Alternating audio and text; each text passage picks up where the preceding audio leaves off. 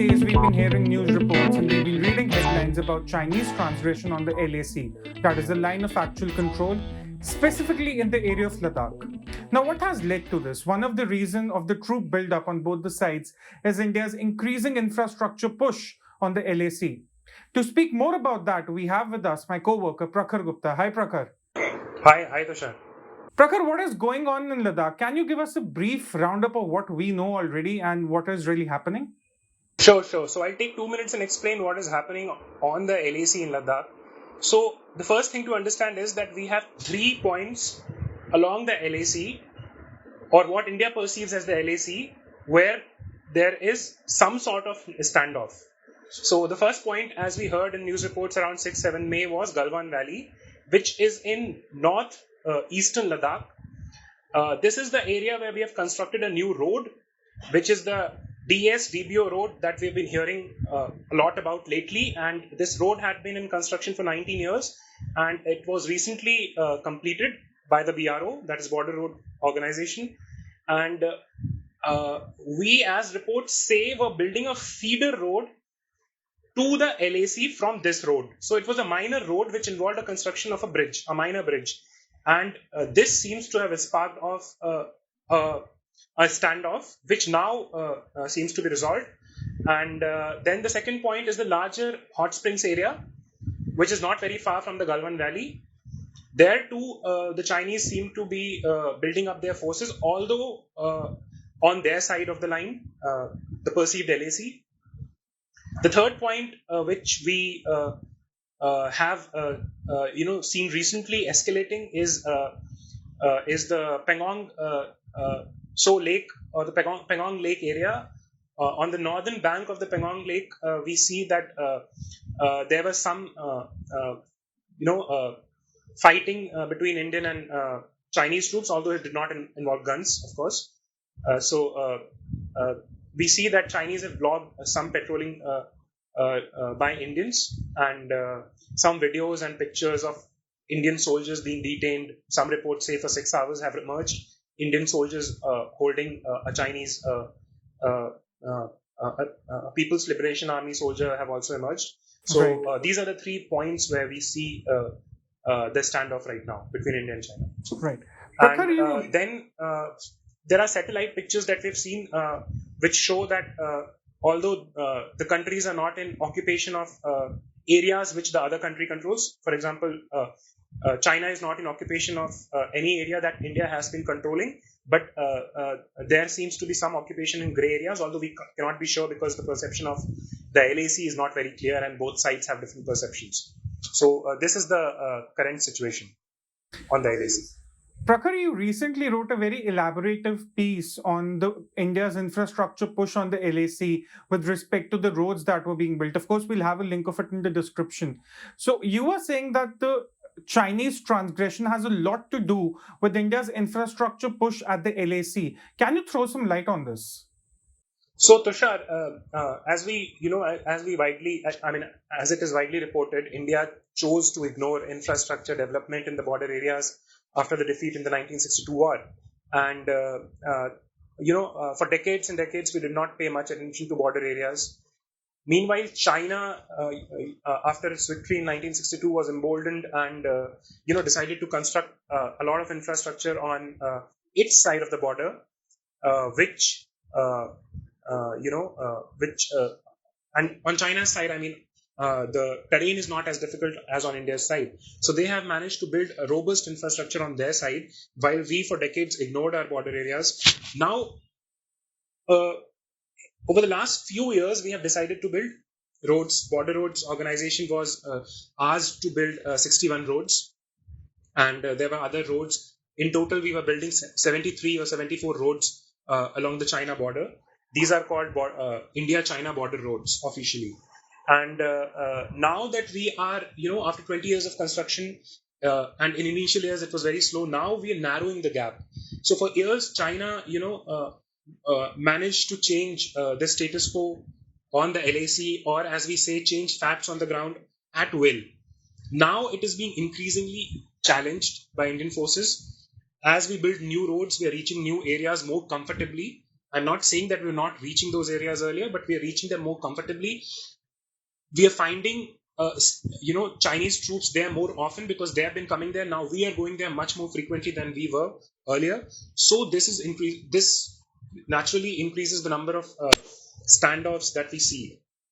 Right. And So, Prakhar, in a way, you're indeed suggesting that India is building infrastructure faster than it was a few years ago. Is it so? yeah, it is. So for years the infrastructure development was very slow, right? Of course, there were technological constraints, and surveying was very limited. We did not have detailed maps and all. So, and satellite coverage was also scant. So now, in the early days, when we started sometime around 2000, the progress was very slow. But as we see the data, sometime around 2013, 14, and 15, the speed of infrastructure is building along the border shot up, and as two reports, one the year-end report for the Ministry of Defense for 2018 and 2019 show that we have significantly increased the speed of infrastructure development in the border areas, and the 2018 year-end review for the MOD shows that we had constructed around 68% of all roads by kilometer, not by the number of roads, but by kilometer.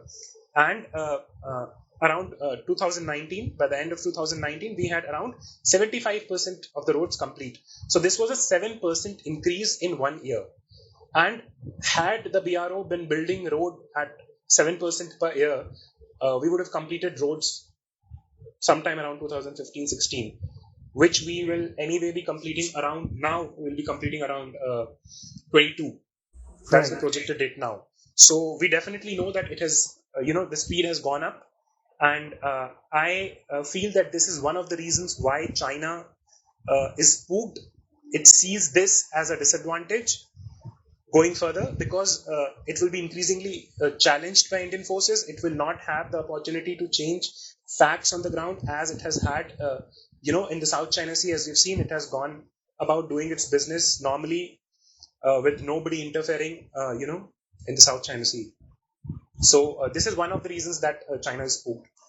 Well, that's totally true that the BRO has been on an infrastructure spree on the LAC. But what do you think has been an enabler for the BRO to push up the infrastructure construction along the LAC? What has really pushed it for the speed to increase this much? So the first thing, as we know in the Indian bureaucracy, Tushar, the bureaucracy slows down everything. So the first step when the Narendra Modi government came was that they decided, Manohar Parrikar was the defense minister. They decided that they have to shift the control of the border roads organization from the Ministry of Roads and Transport to the MOD. An organization which is building roads, which will mostly be used by the army, should be under the defense ministry, and that is what was done. So the dual control of the Ministry of Roads Transport and the MOD was, ended, and now we have just the Ministry of Defense building, controlling BRO. Secondly, we have seen over the years, not just in border areas, but in other areas also, highway projects are often delayed by lack of permissions. So, for example, forest permission from state governments. So, there are often standoff of sorts between state and center government. So that was ended sometime in the middle of the Doklam crisis. So in the middle of the Doklam crisis, Modi government decided to give permission to relax some of the norms and requirements that were that the BRO needed to start construction. So that ended some red tape, and then they have also increased financial powers for officials at BRO. So we have seen financial powers for officers go up 10 to 15 folds. So that helps them buy a lot of new technology, a lot of new equipment on their own. So they don't have to go through the slow bureaucracy of the Ministry of Defense or the Ministry of Roads Transport to buy equipment. They can buy it on their own now. So these are the 3 points. We have also seen allocation for BRO go up many folds in the recent years also. So that is the 4th point. Prakhar, I've also been reading a lot of reports that India is now moving, that is, the central government is now moving workers to the border for infra building. What do you make of this current situation? Is this like a desperate attempt to speed up the infra than it already is? What do you make of the situation, really? So, Tushar, we have seen reports, one at least in the Hindustan Times, that the Ministry of Defense has asked the Railways Ministry to arrange 11 special trains for them to move workers for the Border Roads Organization from Jharkhand. So they're working on that request. As I understand, the Railways is arranging those trains.